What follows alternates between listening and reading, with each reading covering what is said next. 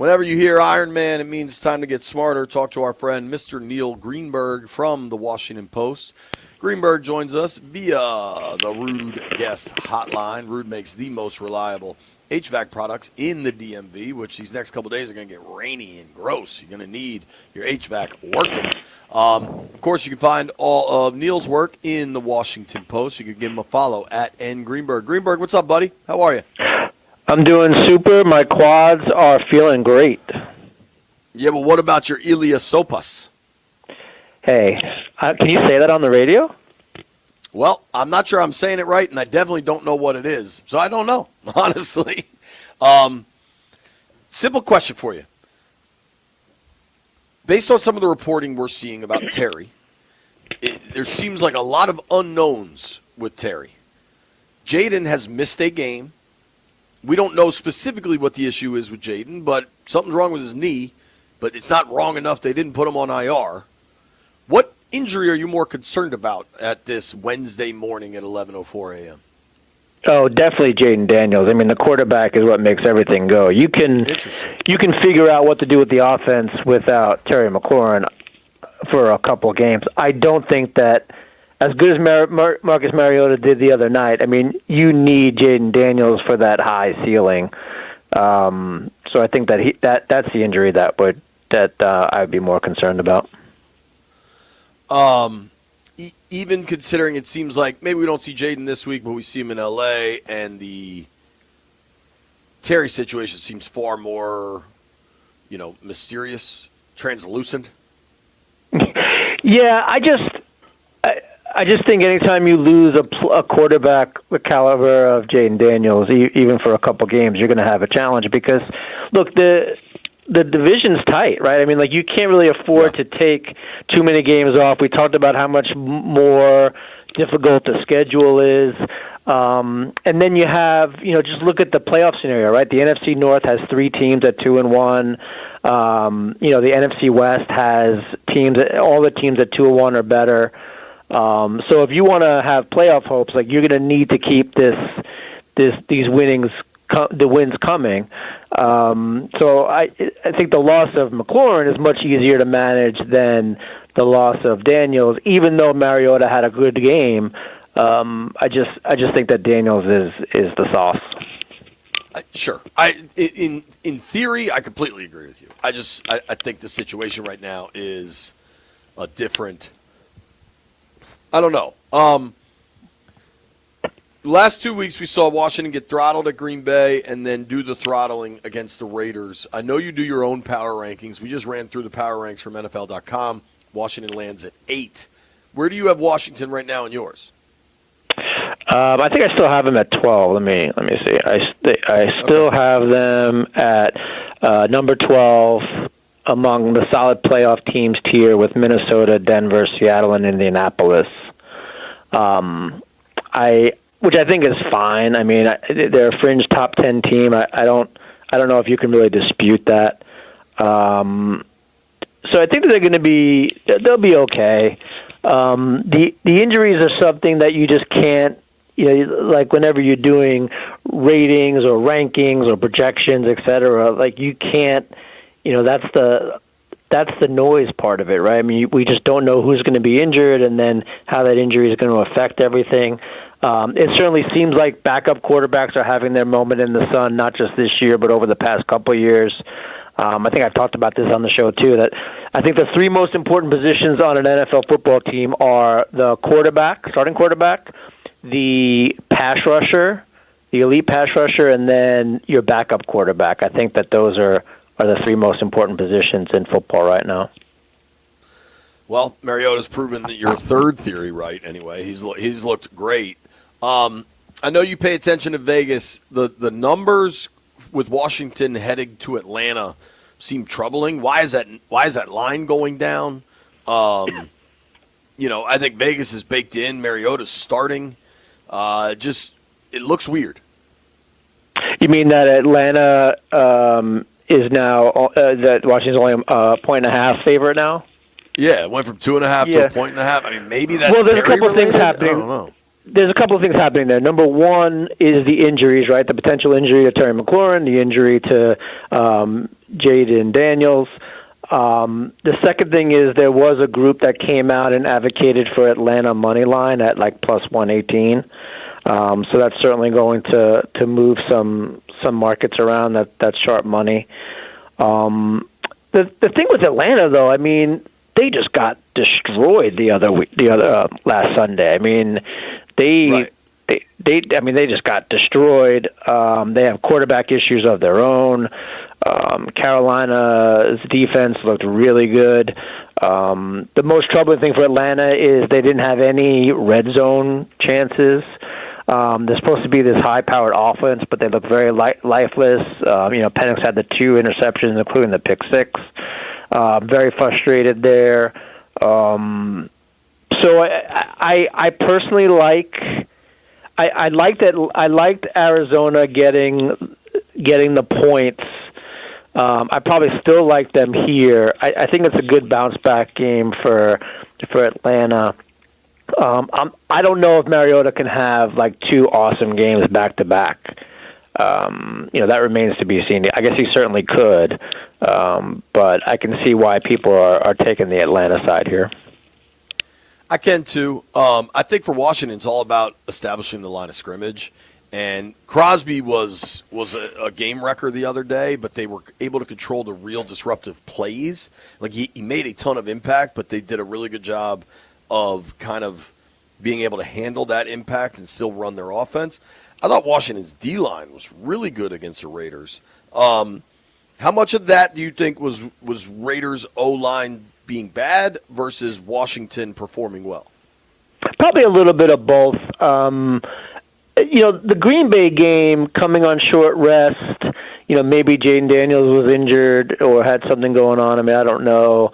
But Green Bay is a really good team. I don't, losing 27-18 to Green Bay, even though a lot of Washington's points came late, doesn't look as bad on paper. But they certainly didn't look in sync in that game. I mean, they didn't have any chemistry in that game. But beating the Raiders to bounce back, that's good. I don't think the Raiders are particularly good, but I don't think that they're a team like in the category of the Giants where a win is completely discounted there. They do a lot of good things. Atlanta, I think, is in the same position. Offense in disarray. Washington has a chance to see their defense really do a number on them again, much like they did to the Giants. And that would be great. I mean, that would, because they have 2 tough road games, right? Atlanta and then the Chargers, who are for real. And then they're going to be home, but then they got to go to Dallas, which is always tough, and then they got to play Kansas City, who in week 8 could have everything figured out by then. So yeah, I mean, they have to make sure that they're controlling the line of scrimmage in this game, because I do think the defense can play a huge role. Yeah, I think Atlanta's in more. What do you make of the coaching changes already in Atlanta? They fired Hilliard. They fire Hilliard. They're making Zach Robinson move down from the coach's box down to the field. In a way, kind of throwing Mike Penix under the bus in the public comments about, we just want him. We want our OC to be able to be closer and to talk to him and give him a visual. Like, Penix coming off his worst game, and they're doing all this. It's week 4, dude. It's September. Yeah, something, deck chairs on the Titanic, something. Yeah. This is all window dressing. I mean, they outgained the Panthers by 108 yards, but couldn't get into the red zone. Like, I don't know. Like, I don't know where the blame pie lies, right? I mean, like, the whole offensive side of the coaching staff and the players, like, is to blame to some point. I don't know, if changing who is calling the plays is going to be that big of an impact, because the players still got to get some stuff done. I mean, 2 picks, one of them's a pick 6, is tough to overcome no matter how well you're doing. If you want to say Penix is not going to do that again, I probably agree with you. I certainly think that this offense was looked much better on paper before, coming into the season, and then, to kind of have that goose egg and everything changes. But yeah, I don't think it's going to make a difference. I think Washington's biggest key is just to keep the dysfunction on Atlanta's offense going. Like, if they allow Atlanta to get right against Washington, that's going to be a problem. But they could easily stifle this offense much like they did against the Giants, and they may need to with all the offensive troubles they're having via injury. Yeah, I tend to agree with that. It is crazy, and you pointed this out statistically. I can tell you like eye tests and injury reports, right? But we're talking with our friend Neil Greenberg here from the Washington Post. You can read all of his work at Post Sports. Give him a follow at @ngreenberg. You quantified this, or maybe you found it from Aaron Schatz, but like Washington generally was really healthy last year, and in the early going here, it seems like the opposite. Yeah, it's not so much the injuries, but it's injuries to key pieces, right? I mean, like, Jaden Daniels, Austin Eckler, Terry McLaurin. I mean, that's your starting. Those are three of the most important starting parts of your offense.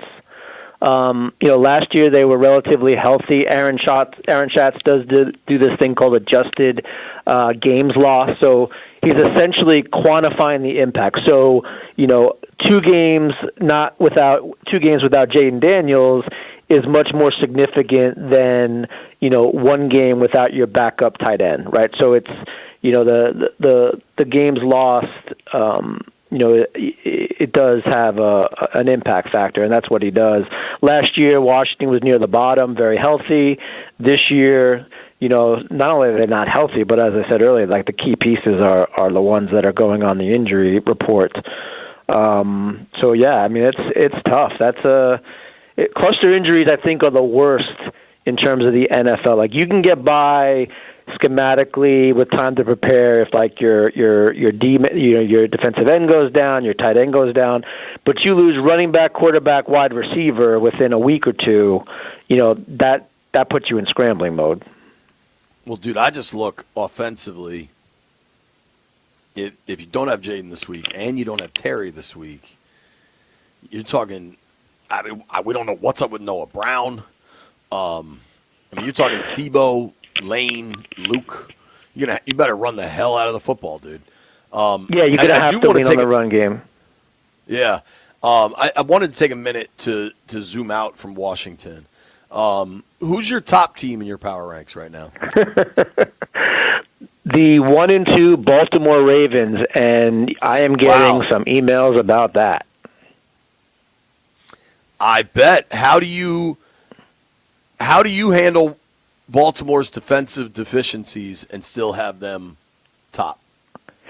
Because they're narrow losses, they're fluky losses. I don't put much stock into the win-loss record. You look, I've audited the power rankings around the league, like the major power rankings that people talk about. You can explain their power rankings about 90% just based on the win-loss column.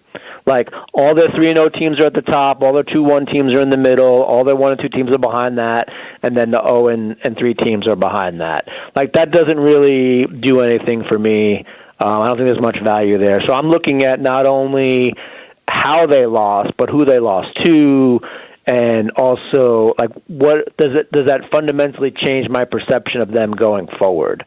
So maybe we can argue that Baltimore is not the number 1 team. That's certainly fine. You want to put Buffalo there, that's fine. You'd be hard-pressed for me to put them any lower than, like, 2nd, 3rd, or 4th. But I think a lot of people are discounting Baltimore right now. I agree. You got to figure they kind of right the ship defensively, and the way they've lost to 2 really good teams in Buffalo and Detroit. It's just the way they've lost those games has been alarming to me. And if you're going to play football when it really matters, you're going to play really good teams. So it's like they'll have their regular season success. They're going to get the Bengals with Browning. I don't think much of the Steelers. Like, they're going to stack wins. Like, Baltimore's still a playoff team to me. It was a hell of a game though Sunday. Chiefs and Ravens, 2 1 and 2 teams. What do you make of the Chiefs? At this point, and BMitch isn't here because he definitely disagrees. So I'll point out his side. He's like, I'm not betting against Andy and Pat. I think Baltimore is a way better team than Kansas City through 3 games, even though they have the same record. I do too, and I have Kansas City 6th. I have Baltimore 1, I have Kansas City 6th. I think Kansas City is going to be fine. I didn't see any way that they were going to be losing to the Giants to go 0-3. But yeah, I mean, it's certainly a red flag. But again, we've seen Patrick Mahomes have a pretty miserable stretch to start the year, and then next thing we know, we're wondering why they're favorites in the Super Bowl. So I'm not too worried about it. Their roster's aging. Other teams are building themselves to kind of topple the Kansas Cities of the world. So look, we know football is a parity-driven league by design. It's tough to pay quarterbacks big money, tight ends big money, and be able to flesh out everything else. Kansas City's done a real good job with that, but it always catches up at some point, as does age. I think Kansas City is in the top 10, but towards the middle of the bottom of that top 10. Quickly, we're about to get to baseball postseason. I am tempted. I like the Brewers, right? I have no real ties to the Brewers. In fact, I have none. I just kind of like them. I like that Tress's brother-in-law is on the team. I think they're good. I think it'd be fun if the Brewers win a World Series. I am tempted to put a Brewers future in at plus 750. The teams I'm going to be rooting for are the Brewers and the Padres. You got any action coming up in the baseball postseason? Anything you like? I don't. I'm still drying tears from the Mets collapse since this summer. But the Mets are going to get in, right? Yeah, yay. I mean, $300 million and they're going to get in, I guess. Look, they've been disappointing, and I actually do think it's good for baseball in terms of money doesn't get you an automatic berth into the World Series. I do think that's good and healthy for baseball, even though the Dodgers and Phillies are going to be there and the Yankees. But I do think seeing a new owner come in, spending gobs of money, not really seeing the return on investment that we might probably expect, I think is good for baseball overall. I think the Brewers are good. I think that they're the team that is probably not going to be getting as many pixels as the Dodgers, Phillies, Mariners, and Yankees, and even the Blue Jays. So I do think that the Brewers are definitely a live dark horse. And same with the Padres. I think the Padres have as good a chance to win the World Series as the Mets. Probably in that same tier with the Red Sox and the Tigers. So I think that the NL too is smart because there's really only one really super duper good team, Dodgers. Then you have the Phillies, and then you have everybody else. Good, dude.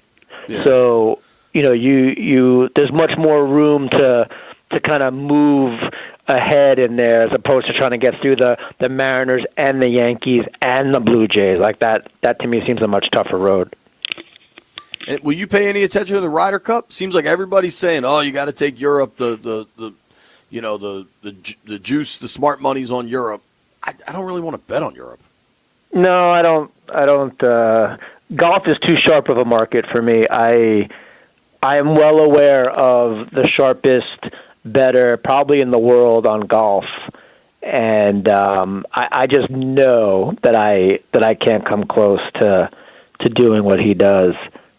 Who's that? I need to follow this person. I don't want to say.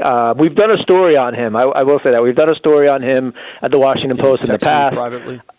Yeah, I do know that he gets access to markets before they open. Wow. So he will actually be able to place some bets when the market opens at prices that probably aren't available. Yeah, so that's a sharp market.